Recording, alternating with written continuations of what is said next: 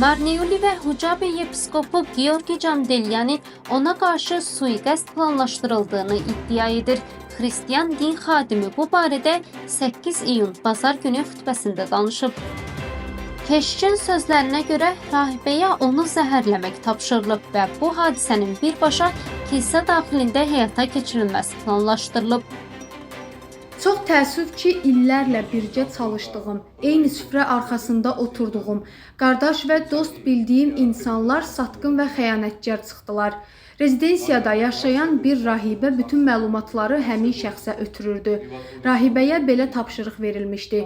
Ya yeməyinə zəhər qat, ya da sənə xüsusi bir vasitə veriləcək. Onu əlinə çəkəcəksən və bir saatdan sonra o artıq həyatda olmayacaq. Georgi Candelyanı xütbə zamanı əlavə edib ki, qətli planlaşdırılan şəxs hökumət üzvlərindən biridir. Onun sözlərinə görə, həmin şəxs Marneulidəki kilsə rezidensiyasında döyülüb və daha sonra mühafizəçiləri ilə birlikdə ərazidən qaçıb. Bu adam hazırda fəaliyyət göstərən hökumət üzvüdür və təhlükəsizlik xidmətinin nümayəndəsidir. Əgər hökumət bu şəxsdən açıq şəkildə uzaqlaşmasa, mənim üçün çox şey daha da aydın olacaq. Həmin şəxs burada döyüldü və mühafizəçiləri ilə birlikdə qaçdı. Mən ona əl qaldırmadım, çünki bir yepiskop kimi səbirli olmaq mənim borcumdur. Amma bu gün ondan hər cür addım gözləmək olar. 2 ay əvvəl təhlükəsizlik xidməti ilə əlaqədə olan şəxsi yeparxiyadan uzaqlaşdırdım. Görünür artıq ona ehtiyac qalmamışdı və onlar daha onu bir kənara atdılar. O isə nəhayət başa düşdü ki, sadəcə istifadə olunub. Elə həmin vaxt mənimlə görüşdü. Hər şeyi danışdı və bu şəxsi ifşa etdi.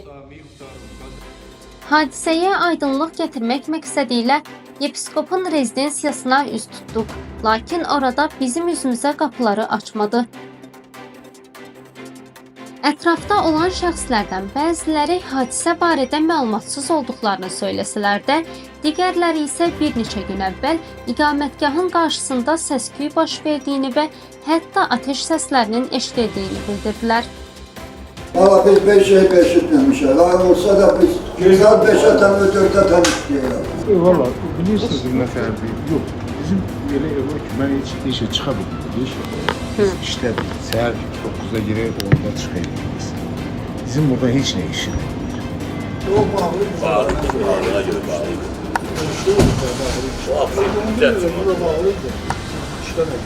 Burada işitmişəm burada olmuş. Hava olmuş, yanlış. Bir üç gün bundan qabaq havası. Ben yok idim, elə mən də xalqdan eşitdim ki, burada nə bilim, atıflar, atıflar nəsə. Yok, polis sad buradaydı, nəçəli milisiya da buradaydı, kilisten de gəlmişdilər.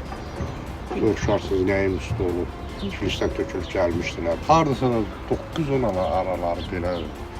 Ben de uşaqlardan eşitdim, indi burada bir çayxanada oturuyor. Gələndə burada eşitirik, olmuşdur ha.